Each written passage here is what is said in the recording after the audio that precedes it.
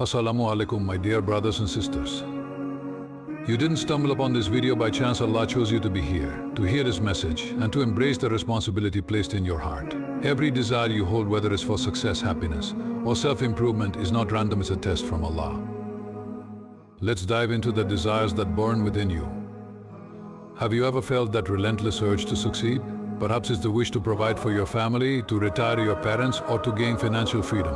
Understand this, these aspirations were placed in your heart by Allah. He has set these goals before you as a test. It's not about how much money you make or how many accolades you earn. What truly matters is the person you become along the way.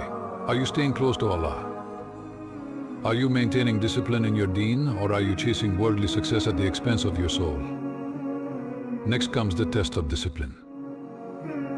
This is what sets apart those who succeed in the eyes of Allah from those who falter. A disciplined Muslim views life as a series of tests. Every desire and every goal is an opportunity to draw closer to Allah, not further away. You may strive for success, but remember, Allah is observing how you achieve it. Do you exercise patience? Do you steer clear of what is haram? The Prophet Muhammad, peace be upon him, emphasized that the strong believer is better and more beloved to Allah than the weak believer, and strength isn't just physical, it encompasses mental, emotional, and spiritual resilience.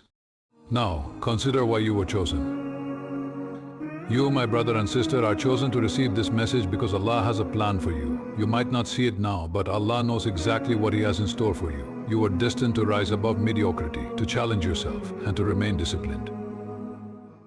Look around. Those who settle for less, who stop pushing themselves, miss out on Allah's light. Remember, Allah guides to His light whom He will. Surah An-Nur ayat number 35. Be grateful for the desires in your heart. They signify that Allah hasn't given up on you. So don't give up on yourself. Reflect on the state of our Ummah. The condition of our community mirrors the state of our individual hearts. We are disunited, distracted, and weakened by the relentless pursuit of worldly things. But the power to instigate change starts with us. If we become disciplined, if we transform our desires into motivation for ourselves and our Ummah, we can bring about the change we desperately need. Allah reminds us that He will not change the condition of a people until they change what is within themselves. Surah Ar-Ra'd ayat number 11. So here's what you need to do.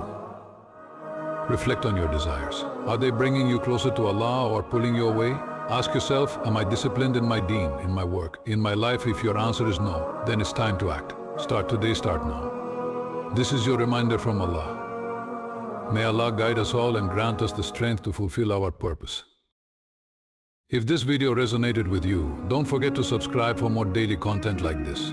Remember, your journey towards success begins with a single step. Take it now for the sake of Allah.